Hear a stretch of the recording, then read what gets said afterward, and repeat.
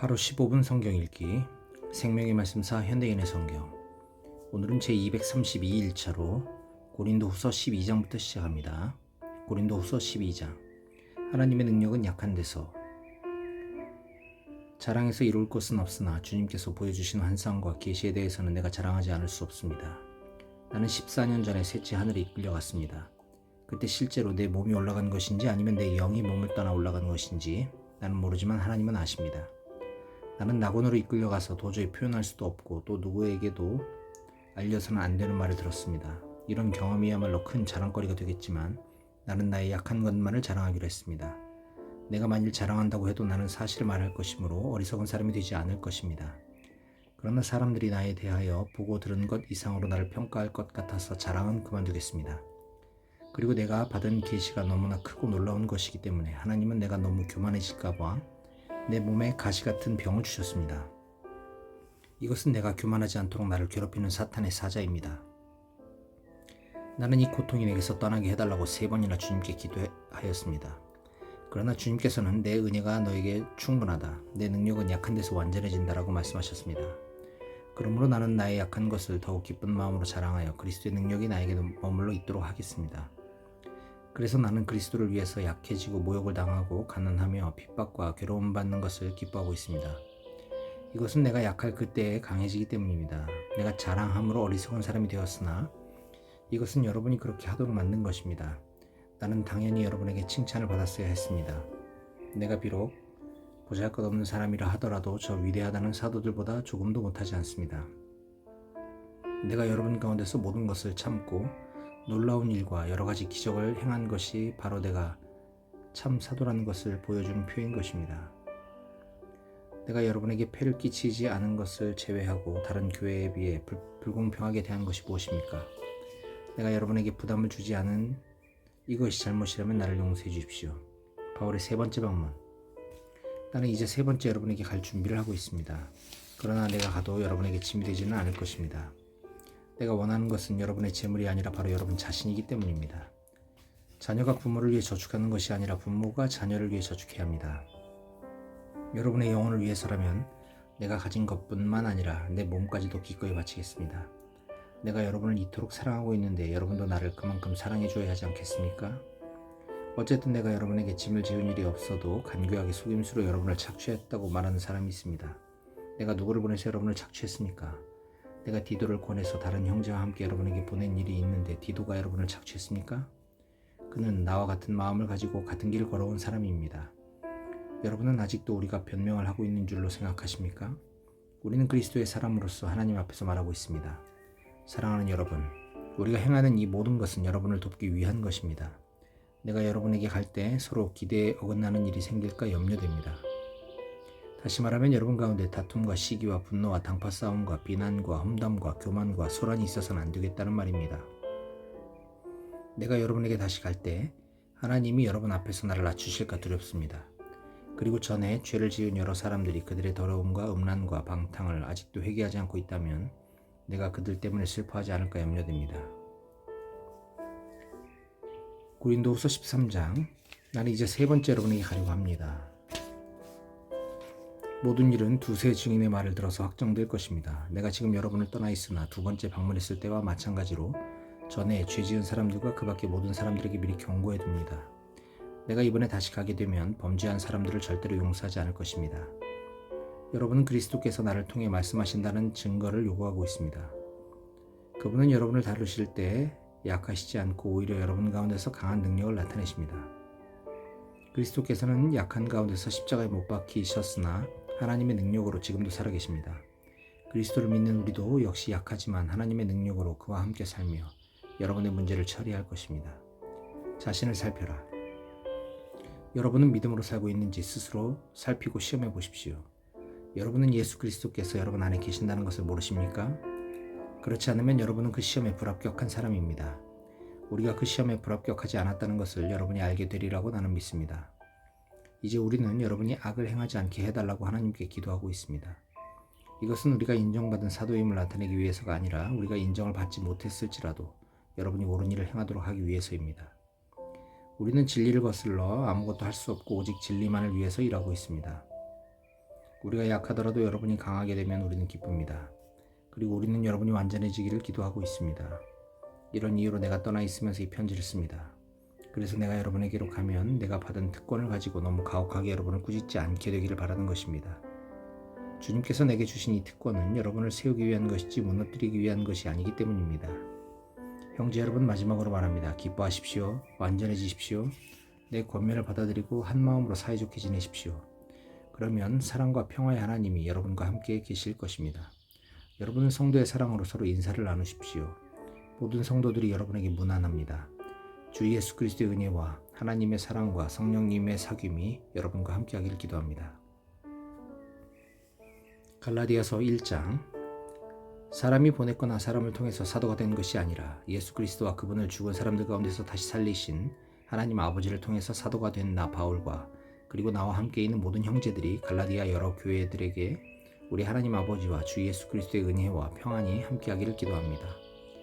그리스도께서는 우리의 하나님 아버지의 뜻을 따라 우리를 이 악한 세상에서 구원하시려고 우리 죄를 위해 자기를 바치셨습니다. 하나님 아버지께 길이길이 영광이 있기를 바랍니다. 아멘. 다른 복음은 없다.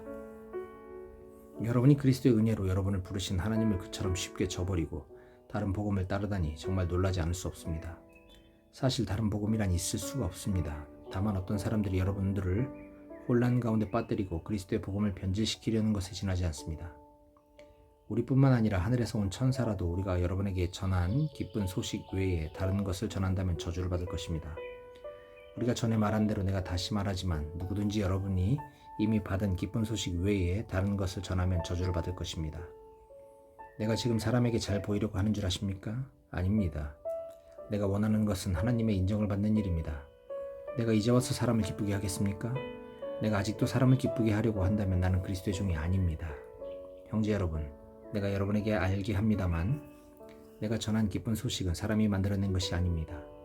이 기쁜 소식은 내가 사람에게서 받았거나 배운 것이 아니라 예수 그리스도의 계시로 받은 것입니다.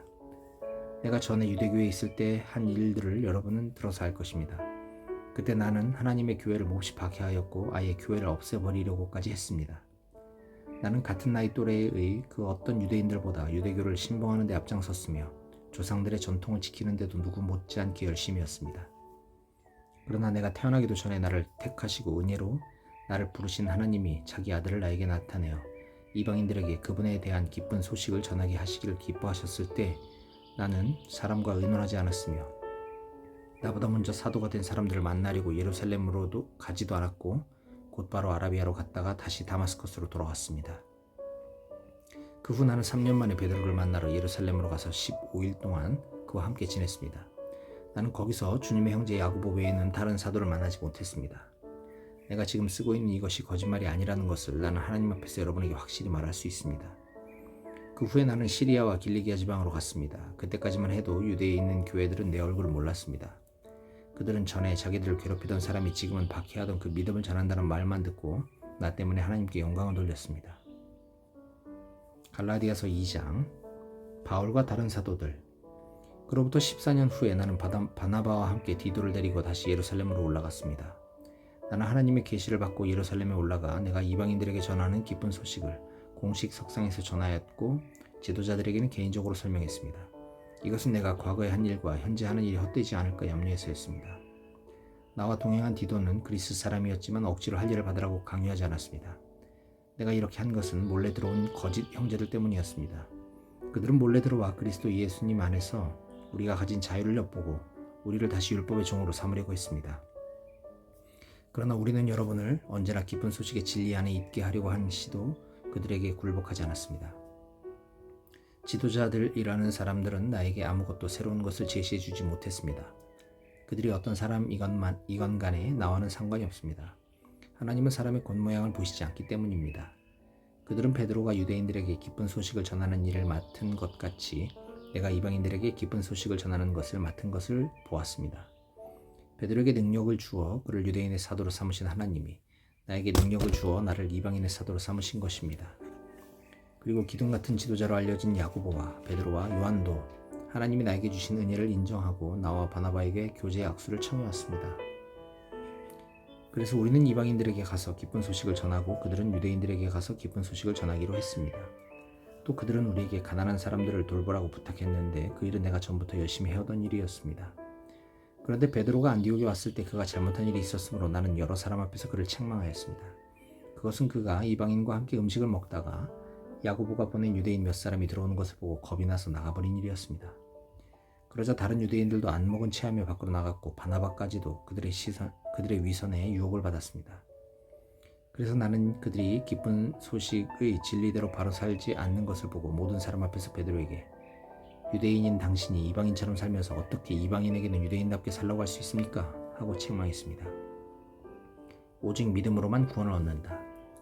우리는 날 때부터 유대인이지 소위 말하는 이방 죄인이 아닙니다. 그러나 우리는 사람이 율법을 지켜서 의롭게 되는 것이 아니라 예수 그리스도를 믿음으로 의롭게 된다는 것을 알기 때문에 우리도 그렇게 되려고 예수 그리스도를 믿고 있습니다. 그 누구도 율법을 지켜서 의롭게 될 사람은 없습니다. 만일 우리가 그리스도 안에서 의롭게 되려고 하다가 우리 자신이 죄인으로 판명되면 그리스도께서 죄를 짓게 하시는 분이라고 할 수 있습니까? 절대로 그럴 수 없습니다. 내가 이미 헐어버렸던 율법의 체계를 다시 세운다면 나는 율법을 범하는 사람이 되고 맙니다.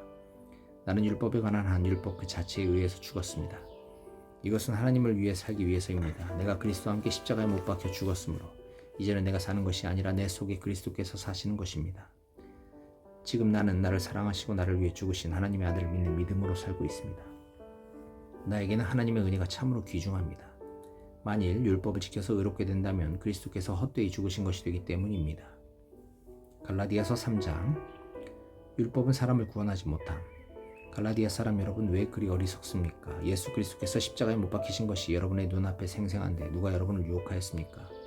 내가 여러분에게 한 가지 알아볼 것이 있습니다. 여러분이 성령을 받은 것이 율법을 지켜서입니까? 기쁜 소식을 듣고 믿었기 때문입니까? 여러분은 그렇게도 어리석습니까? 여러분은 성령으로 시작했다가 이제는 여러분 자신의 노력으로 완전해지려고 합니까? 기쁜 소식을 위해 많은 고난을 겪은 여러분이 이제 와서 그것을 버린단 말입니까? 하나님이 여러분에게 성령을 주시고 기적을 베풀어 주신 것은 여러분이 율법을 지켰기 때문입니까? 기쁜 소식을 듣고 믿었기 때문입니까? 성경에는 아브라함이 하나님을 믿었으므로 하나님은 그 믿음 때문에 그를 의롭게 여기셨다라는 말씀이 있습니다. 그러므로 믿음을 가진 사람들만이 진정한 아브라함의 후손이 된다는 것을 아십시오. 그리고 성경은 하나님이 믿음으로 이방인들을 의롭게 하실 것을 미리 내다보고 일찍이 아브라함에게 모든 민족이 너를 통해 복을 받을 것이다 라는 기쁜 소식을 전했습니다. 그러므로 믿음으로 사는 사람은 믿음을 가진 아브라함과 함께 복을 받습니다.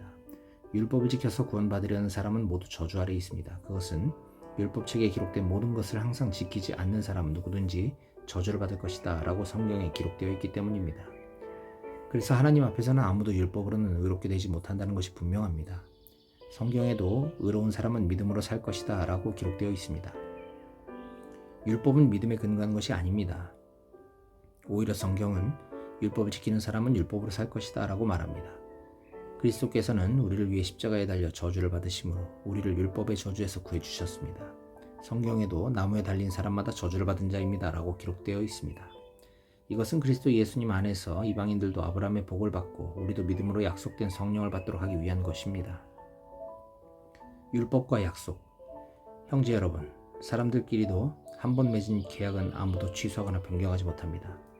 하나님은 아브라함과 그의 후손들에게 여러 차례 약속하셨는데 여러 사람을 가리켜 후손들에게라 하시지 않고 오직 한 사람을 가리켜 네 후손에게라고 하셨으니 바로 그리스도를 두고 하신 말씀입니다. 여기서 내가 말하려고 하는 것은 430년 후에 생긴 율법은 전에 하나님이 세운 계약을 취소시킬 수도 없고 그 약속을 무효로 할 수도 없다는 것입니다. 만일 우리가 받을 하늘나라의 축복이 율법에 의존한다면 그것은 더 이상 약속에 의존하지 않게 됩니다. 그러나 하나님은 약속을 통해서 아브라함에게 은혜로 그런 축복을 주신 것입니다. 그렇다면 율법을 주신 목적은 무엇이었습니까? 그것은 약속된 분이 오실 때까지 죄가 무엇인지를 깨닫게 하기 위한 것입니다. 그 율법은 천사들이 전해준 것을 사람이 받아 공포한 것입니다. 그러나 중재인을 필요로 했던 율법에는 두 당사자가 있어야 했지만 약속을 하는 데는 하나님 한 분이면 됩니다. 율법의 목적. 그러면 율법과 하나님의 약속은 서로 반대가 된다는 말입니까? 절대로 그렇지 않습니다. 만일 사람을 살리는 율법을 주셨다면 의롭게 되는 일이 율법을 통해서 이루어졌을 것입니다. 그러나 성경은 온 세상이 죄의 포로가 되었다고 선언하고 있습니다. 이것은 예수 그리스도를 믿는 믿음을 통해 약속된 것이 믿는 사람들에게 주어지도록 하기 위한 것입니다. 믿음의 때가 오기 전에는 우리가 죄의 포로가 되어 믿음이 계시될 때까지 갇혀 있었습니다. 그래서 율법은 우리를 그리스도에게로 인도하는 가정교사 구실을 하여 우리가 믿음으로 의롭다는 인정을 받도록 하였습니다. 믿음의 시대가 왔으므로 이제는 우리가 율법 아래 있지 않습니다. 여러분은 다 믿음으로 그리스도 예수님 안에서 하나님의 아들이 되었습니다. 누구든지 그리스도와 연합하는 세례를 받은 사람은 그리스도로 옷을 입은 사람 입은 것입니다. 여러분은 다 그리스도 예수님 안에서 하나가 되었으므로 유대인이나 그리스 사람이나 종이나 자유인이나 남자나 여자나 차별이 없습니다. 여러분이 만일 그리스도에게 속한 사람이라면 여러분은 아브라함의 후손이며 하나님이 약속하신 것을 받을 상속자들입니다.